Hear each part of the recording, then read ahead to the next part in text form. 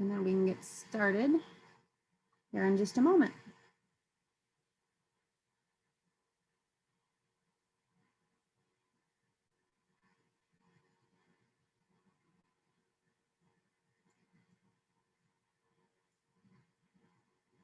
Okay, I think it's 7.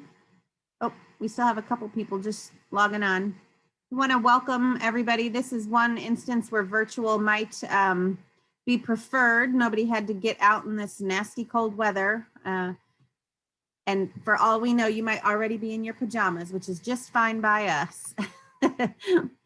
So welcome everybody. I'm Amy Solik. I'm going to turn it over to Diane, who I believe is going to get us started for the evening. Oh. Hello, everyone, and good to see everybody again. We haven't been together for, so happy New Year. This is the first time we're connecting in 2021. And so I guess as we were writing the successes in the chat box, so were there any challenges that you have encountered? Anybody want to either put it in the chat box or just unmute yourself?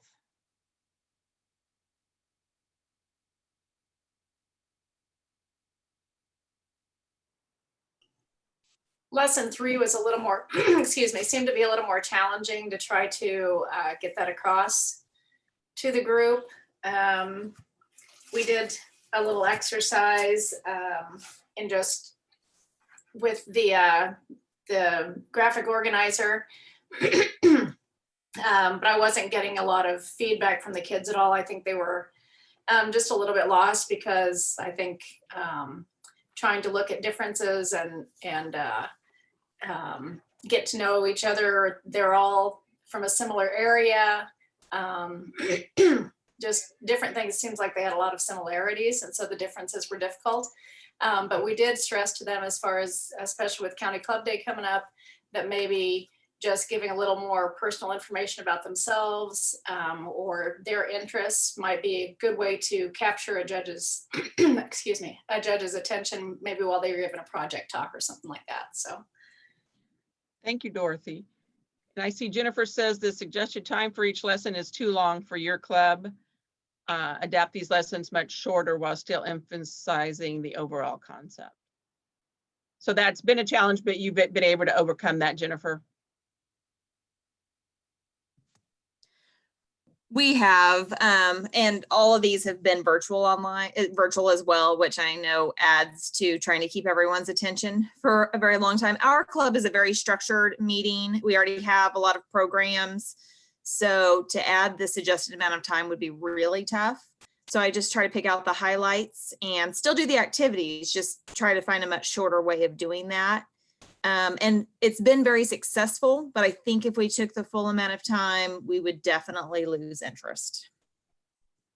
And it seems like Daryl's agreeing with you there, Jennifer, as well. So I'm glad you've been able to work around that and made it, you know, take the shorter amount of time and still hit the points. And as we talk about the lessons today, I know that, you know, we're getting really closer into creating an illustrated talk or demonstration. And so what that really looks like for what we can do online and then have them do some work otherwise. Okay, let's see what the other question is. What tips or lessons have we learned that we want to keep in mind looking forward to lessons 5, 9, and 10? So discussion questions are clearly aimed at higher level members and don't work well with younger members, hence the lack of interaction with them. Okay, so have you thought of different questions to ask, Joanna?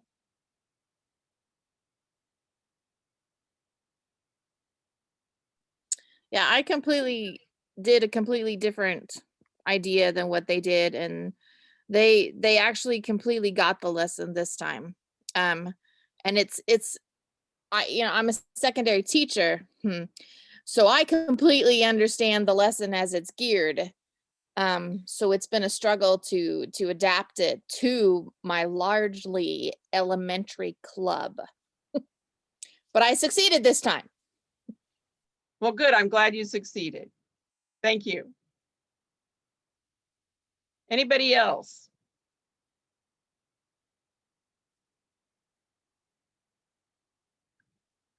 Okay, well, let's go ahead and go forward, Amy.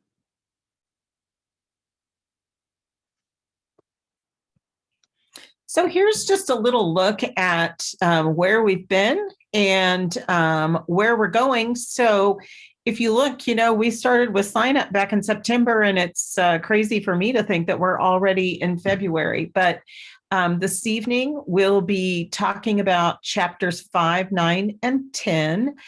Several of you, when we sent the information and the links out for this, said, oh, we're behind, but we have a plan for catching up. And that's great. We know that, things don't always go exactly as planned, but this is a good outline to guide you. And then you just have to do what is going to work in your club setting. The next, just so you know, and Amy will share that later, but our next webinar will be May 11th with a little check-in. We're hoping that kids are going to give talks and demonstrations during the summer, during their fair, hopefully, and then be wrapping up in August and September. So we're really what I think of as right at the midway point.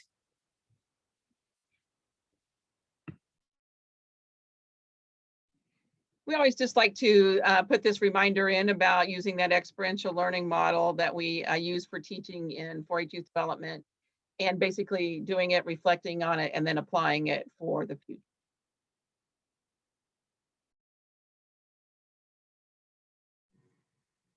Okay, for the next parts, this is just your reminder. If you don't have the curriculum in front of you, now would be the time to dig it out.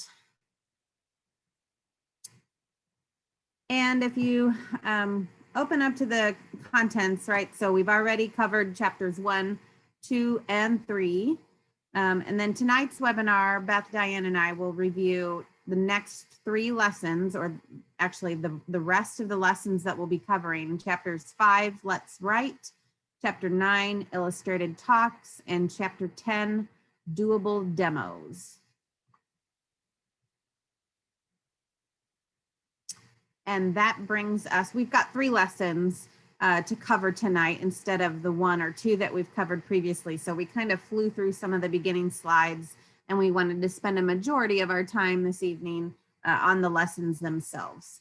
So if you have in front of you your book, or you can see it on the screen, I don't know how big it is. Chapter 5 is all about the written word and communicating through a business letter. And I'm actually really excited about teaching this lesson for a number of reasons. And maybe I'm a little old school, but I think it's a bit of a lost art writing a formal business letter. And certainly it's one that we don't write them on a weekly basis, or our kids certainly don't. Maybe it depends a little bit on your career or profession. But this is a really valuable skill as we try to, develop young leaders who are equipped to work in the work world, as adults. So with that, the introduction kind of gives, clears up the differences and the similarities between what they refer to as a friendly letter versus a more formal business letter. And I think that there's a lot of really relatable examples that you could talk about with your kids, and 4-H kids more so maybe than kids who aren't involved in 4-H. But we always stress the importance of writing thank you notes, and that would be considered a more friendly format. If they have ever invited somebody to maybe the livestock auction, or they're requesting donations for something, maybe they've had to write a formal business letter. So there's lots of examples that you could discuss that would be sort of, real world applicable to them, even if, they're 7, 8, 9, 10 years old. And then obviously for our older kids, this is a skill set that they're going to need when they apply for a job. Actually, writing a cover letter is a portion of the new 4-H project award recognition system. So all of our seniors, 14 and older, will be asked to write a cover letter. starting this next year with their new project award forms. So again, writing letters is really pertinent and kind of a timely topic, if you will. So like I said, the introduction goes over the different parts of a business letter, and it talks about the heading, obviously, how you address the person with their full address, and then the salutation. You know, these are words that they might not have ever heard before. You know, they might know Mr. and Mrs., but they don't necessarily know that that's a salutation. So there's some really key vocabulary that you could go over with them. It talks about what's in the body of a letter, and then the closing and a signature. I will say, you know, as I read this, I kept thinking, well, what about emails? Kids are emailing so much more these days. And they actually, down in that green box, learn more, they have a link to Colorado State's website, and it's an excellent website. I will copy and paste that link. Let me do it actually while I'm thinking about it. I had it open. And it talks about writing a business email.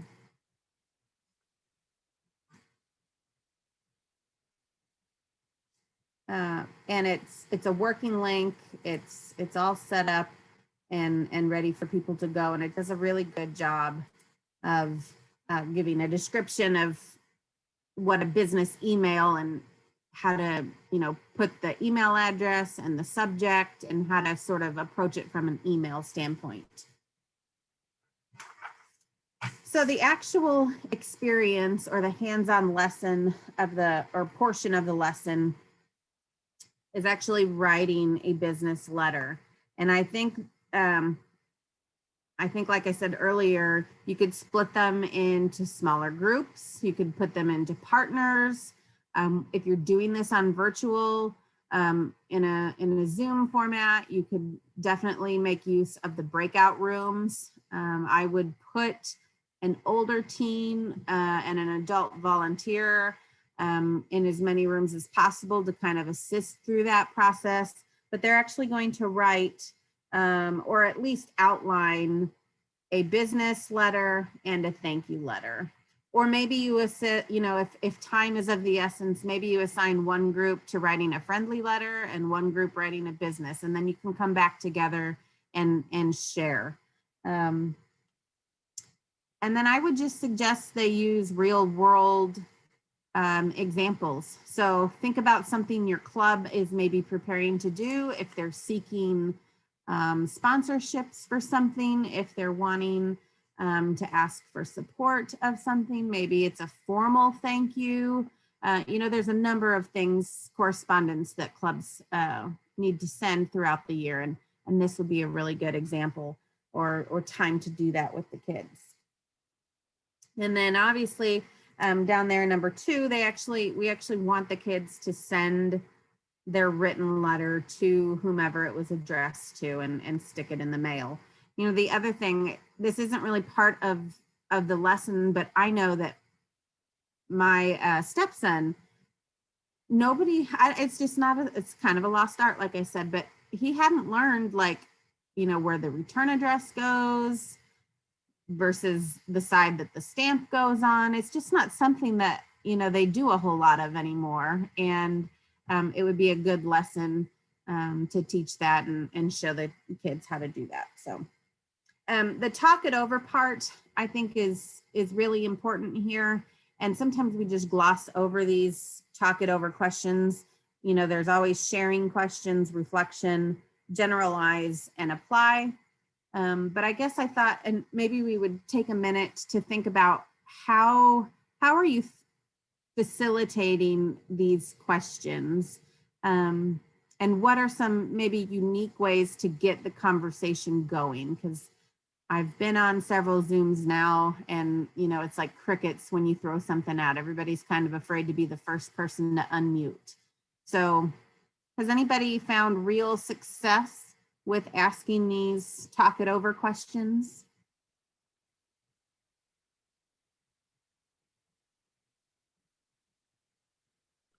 It helps to have the older kids on there because then they can start the conversation and they're the best contributors, and then the younger kids will follow up. Great. You know, on the top of my head, I was thinking, how would this look, virtually? And maybe you separate them out into breakouts, and one group discusses the questions in the sharing box. Another group is assigned to the reflection questions, and so on. And then when they come back, they kind of report out for everybody. I've done it in person where maybe they write responses on a note card and then share, then you pass the note card around, or you throw them in a hat and then you pull them out, and it's kind of an anonymous way of sharing thoughts or feelings. Has anybody else found something that has worked well for them?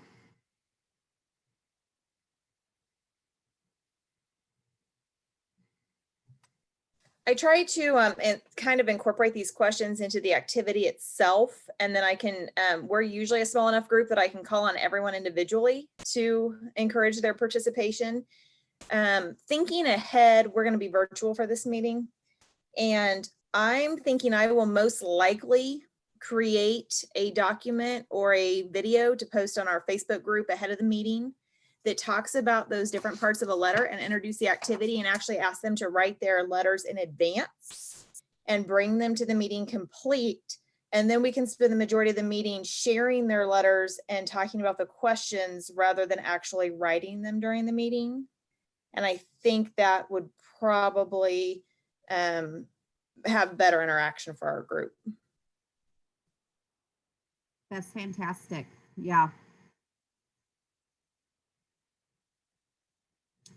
One other method with virtual, you could always share a screen and you could write one letter as an entire club. If it's a small enough group, it might be a little more complicated if you have a large attendance by Zoom.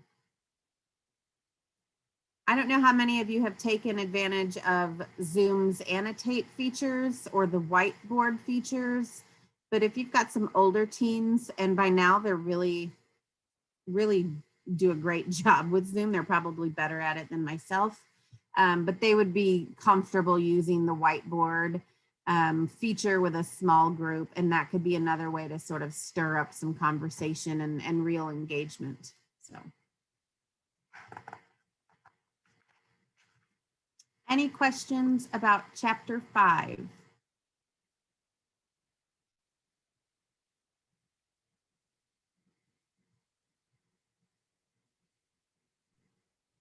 Okay.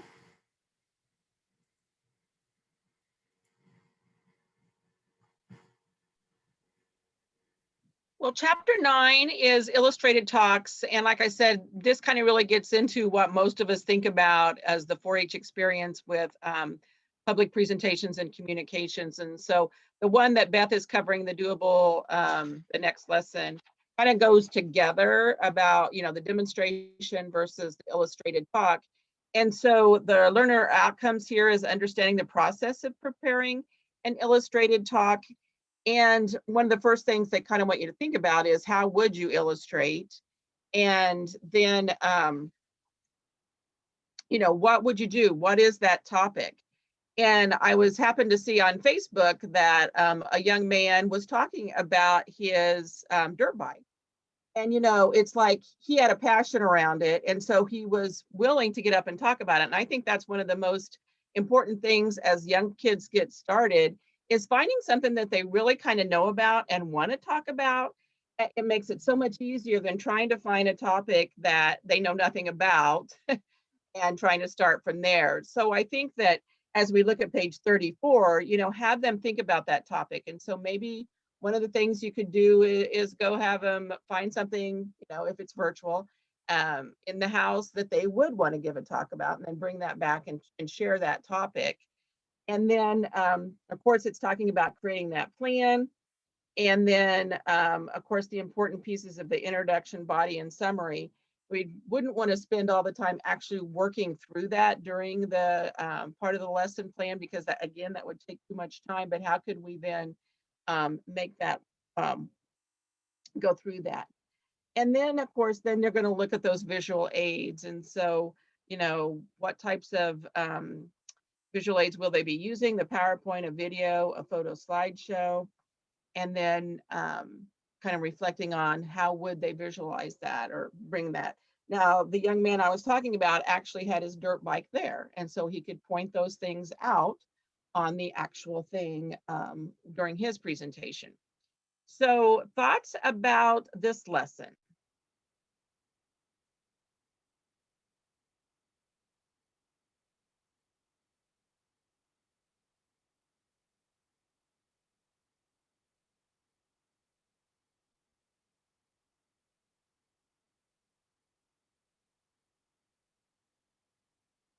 And I guess the question too is, as we think about 4-H Day, and I'm sure it looks different across the whole state with everybody on, but are people able to actually watch other people's presentations this year or not? If it even is in person or not, but is it available? We had our virtual club days in Saline, Ottawa County, and each participant videoed themselves and submitted those videos in to be judged. To my knowledge, they're not posted anywhere. Now, some used YouTube, and they set the privacy settings so that if you have the link exactly, you could go watch it. But for security, privacy type things, a lot of those links aren't like posted publicly, but they are out there so that if someone wanted to request to see, family members or whatnot wanted to go see it, they could view it that way. Yeah, I'm seeing that most of you are saying that they're not available to watch. But if you did have as a part of your regular club meeting, that somebody gave that presentation, you could maybe reflect on the last meeting and say, what did Beth use for her presentation? How did she, illustrate it? What different things did she use within that presentation, and kind of maybe reflect on it that way? Or if, I don't know in what part of the club meeting this is, but maybe you've had your presentations and you could just reflect back to what happened a little bit earlier. Other thoughts?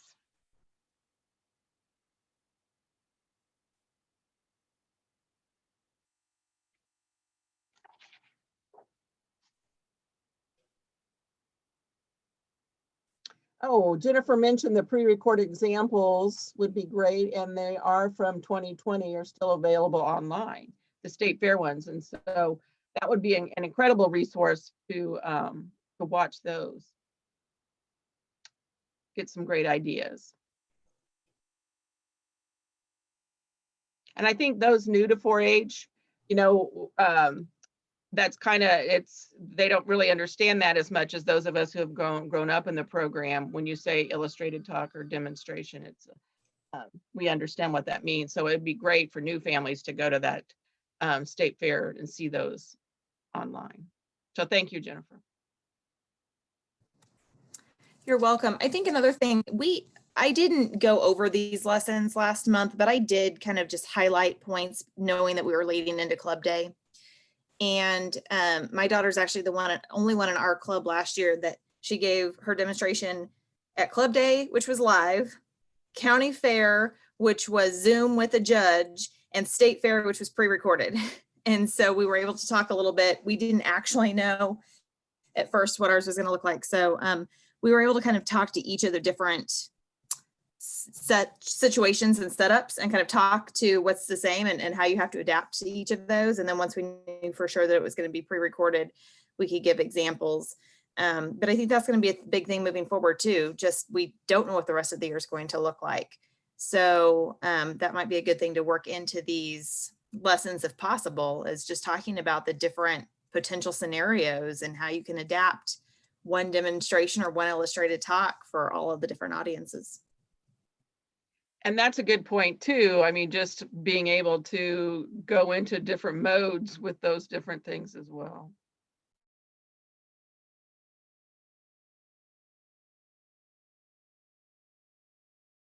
Let's see. So Barbara says in your club, demos and talks are shared as if it were a live meeting. The smaller area for the kids is sometimes harder.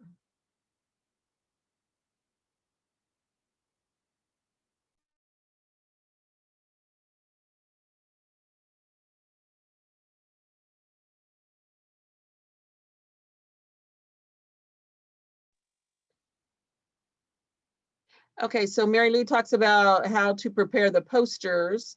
I want to explain how to create the talk and the posters for the presentation. Is there a start finish type example? Beth, in some of those new resources, do you talk about posters? Yes, when I read that chat, I was just trying to find the link for that.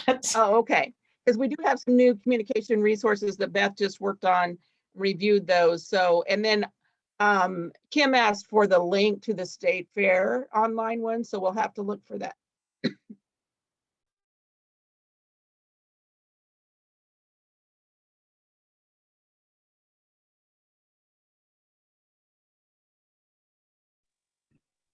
Okay, so I did just put a note in the, or a link in the chat for the project materials that Diane was mentioning. And, as we think about, illustrated talks and demonstrations, not only is there Kansas information up there about that, but also our score sheets. And so what a judge is actually looking for if they decide to take that on for competition.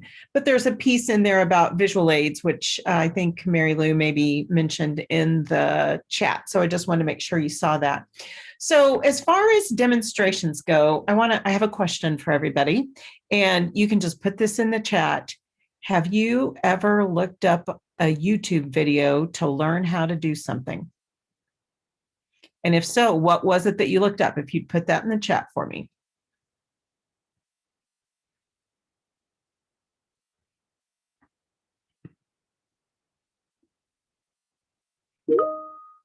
Okay, so far we have how to change a dryer belt, how to install an alternator, how to change the battery in my laptop. My husband learned how to do something with plumbing issues, multiple things, Jennifer says. Just last week, how to line a vest. Okay. I think, when I think about what our young people do with demonstrations, and then, it's like, how popular is YouTube? People are just doing demonstrations on YouTube. I actually saw a 4-H friend of mine the other day. Somebody had put up some kind of shelters that they make for cats out of styrofoam containers. And this 4-H mom says to this person who put it up there, could you please do a video that demonstrates how you made that?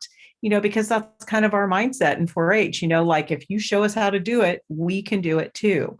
So this chapter is all about helping young people think about how to put together a demonstration. And I loved what Diane talked about for the subject. The demonstration should be something that the young person is passionate about. One of the things that we've talked more about, and I think you'll continue to hear more about, is young people finding that spark. And the thing we know when young people, prepare a demonstration, when they give a demonstration, they're learning more about something in addition to teaching whoever is listening. And it's great when they can learn more about something that they are really interested and is going to ignite their passion for more things to learn in that subject matter. The book has some great information about, what are the parts of the demonstration. And those are on the first page. And they have the similar kinds of things that Diane talked about, with the title, the introduction, the body, the conclusion and summary, and then any visuals or props that you're going to use. And the second page, I really like the outline that is offered there. the first thing that they say is that they should select a topic by brainstorming things they do well or topics that they would like to learn more about. And one of the links that is actually in this book is not a working link anymore, but I found a link somewhere else with some ideas of demonstrations or presentations that young people might do in their different project areas. So I think that could be helpful for you, but we certainly know that we want it to be something that they are interested in. After they narrow down whatever topic it is, then they're going to narrow down it to just one choice and discuss that. Now, they suggest doing something with a partner. If you look at this lesson, it talks about to do the complete lesson would take 1 to 2 hours. Well, nobody has 1 to 2 hours to write a demonstration during their club meeting. So I think you're going to have to think about what makes sense for doing at the actual club meeting. And I loved what somebody said earlier, I think I'm going to put some stuff out there on our Facebook page or maybe in our club newsletter to tell people, hey, bring your idea with you, or hey, go ahead and work through this much of it so that we can talk about it at the meeting. It might be that you're just going to get the start on it and send everybody home with their outline to go ahead and work on their demonstration at home. The outline that they provide has the young people come up with a title, an introduction, a body, and a conclusion. And I really see typing this up on a sheet of paper so that they can each have it, or typing it into something, that maybe if you're using Zoom, maybe some kind of a link where they could drop it, or copy it out of chat into something on their own computer so that they have those topic areas and know what it is. We're looking for a title. Then we're going to look for what's our snazzy introduction to start. And then what are some of the quick points that we're going to talk about in the body? And then what's the conclusion and summary? And then they suggest that you work on your visuals and the props that are going to help the audience understand that. And then look it over and make any changes and then start practicing. Now, obviously, the body part is probably going to take a while to work on. And so you may not have time to do that all at the club meeting, but it might be that you could come up with, what are some of those steps that you need to talk about. Amy talked about the questions at the end. And one of the other things that I think about, I think these are really important to work in. But then as I read those, I was like, wow, that sounds like a 4-H day judge. How did you select your topic? Where did you obtain your information for your demonstration? So, those are all things to have the young person think about it, but those are all things that they might have to answer if they ever do that demonstration for either club day or for the county fair. It might be a question that somebody in your audience would ask as well at your 4-H club. I think demonstrations are, to me, I always liked demonstrations because you could show what you were doing. And so that gives kids something to do with their hands while they're talking. I also think it's important to maybe come up with some really quick demonstrations so people can feel, hey, I could do that. It doesn't have to be the 20-step making cinnamon rolls into a Christmas tree. It doesn't have to be that kind of demonstration. So I'd like and you could unmute yourself if you'd like, or put it in the chat. What are a couple of simple demonstration ideas that somebody could do as a fairly new 4-H'er to feel pretty successful, to know that they could do it? Okay, ants on a log, Daryl says. I have great memories of ants on a log at several club days I joined. I believe that was celery with peanut butter and raisins, maybe. Okay.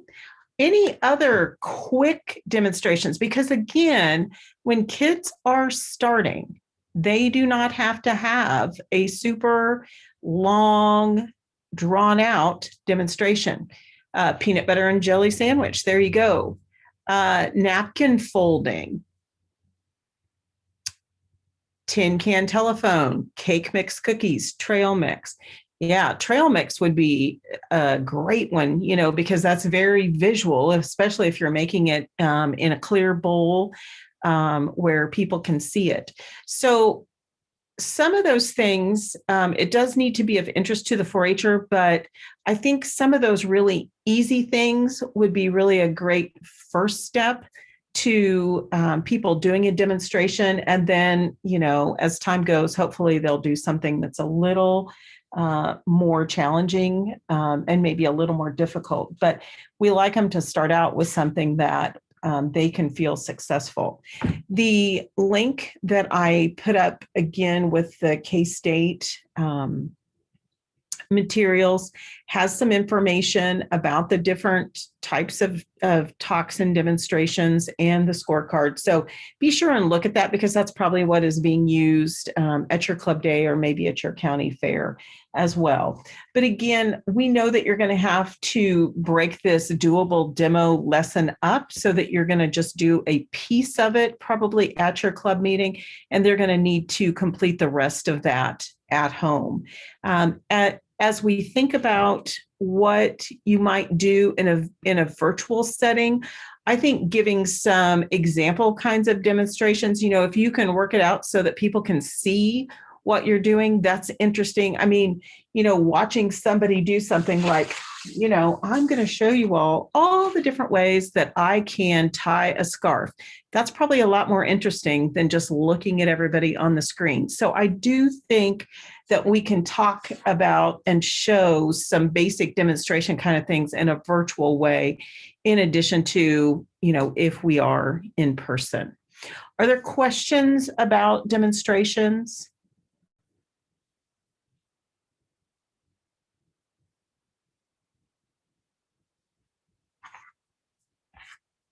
Okay.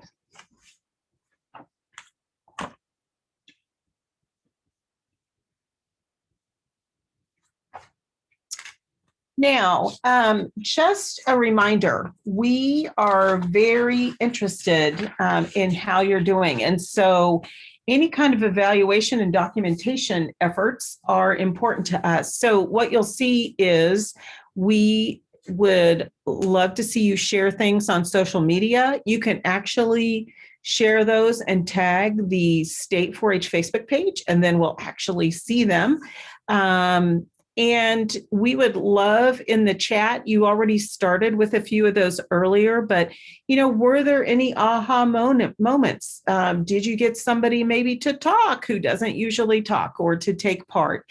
And then any kind of photographs, because certainly at the end, we will be asking if you have some photographs of those, but if those are on social media, we would be interested in those as well, just to document this project, because it is part of the one of the signature programs of Kansas 4-H this year. And certainly if you're taking any photos, we do just want to make sure that we have photo release from the families, and your agent or your club leader would most likely know that. The other way that we're also doing some evaluation and documentation is we sent you a link in the email for kind of just a little midway checkup to see how everybody's doing. And I'm great, Diane. Thank you for putting that in there. So if you can be sure and fill that out for us as well, we would appreciate it. I do think we've seen 1 or 2 social media posts, and maybe I'm not sure if we've seen more or not. So, and I know sometimes that's a little harder to do on Zoom, but we'd love to have any kind of photo of your virtual meeting as well, because that is how it took place this year. Beth, on that survey, it's only 10 questions, so it won't take you very long. And so we're just trying to get a feel for the midpoint process there and how many kiddos you're working with. And we've appreciated the 22 that have completed it and would like for others to do it as well. Yeah, thanks, Diane.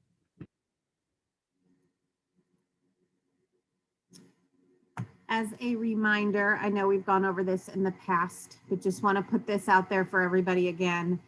We do have a Club Communications Project webpage. You can go back and watch the other recorded webinars if you need to, or refer to those slides. And once we have the recording of tonight's webinar, we'll post that as well as the PDF of the slides so that you can have those to reference at any time. If you have a co-leader or a teen that's maybe assisting you, you could certainly direct them to this page for some of those materials.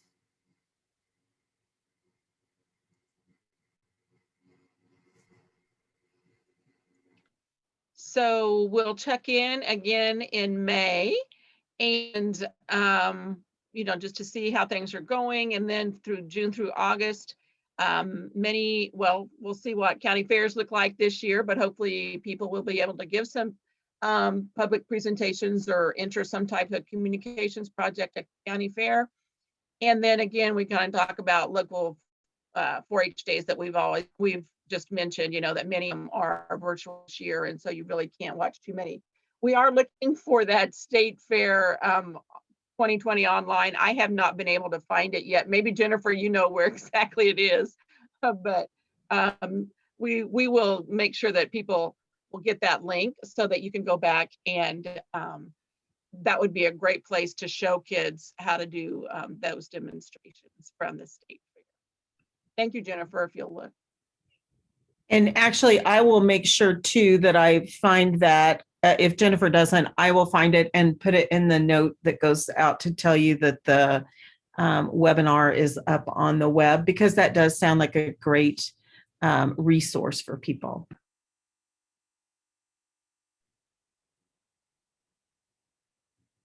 I do know that during the state fair, I did go and watch them, and I watched Jennifer's daughter give her presentation. So I remember that. But I don't know where it was. Want to reiterate, we're kind of turning you loose for the next 3 months, but by no means does that mean we are, we're not available to you. If you have any questions or encounter any challenges, we just seem to be thrown curveball after curveball since, March of 2020. So if something comes up, please do not hesitate to reach out to any one of us. We will do our best to help you. And if one of you has a question, it's most likely helpful for everybody to hear the answer as well. So we'll communicate with you if we need to in this intermittent time. And one of the questions in that survey was, are things going great? Are they going okay? Or would you need some help? And we're glad to, if you respond, you need some help, we'll follow up and just see what we can do to talk things through. And it looks like Jennifer did find that link for us. Thank you, Jennifer.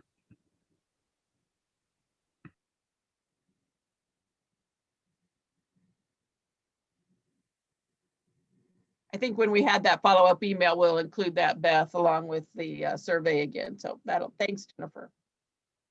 Yep, for sure. Any remaining questions before we end for the evening?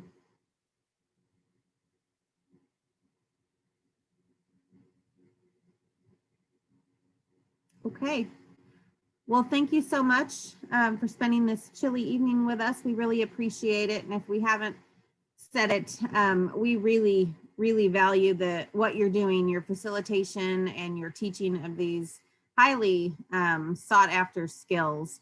I think if you put this out on social media, it's a thing that all parents want for their children. So not only do we want them to know, about the program, but to sort of sell our story and tell them what we're doing. I think people will really be impressed by your efforts. So again, thank you very much. Okay, with that, we will see you all again in May. And like I said earlier, if something comes up between now and then, don't hesitate to reach out. Thank you, everybody. Bye-bye.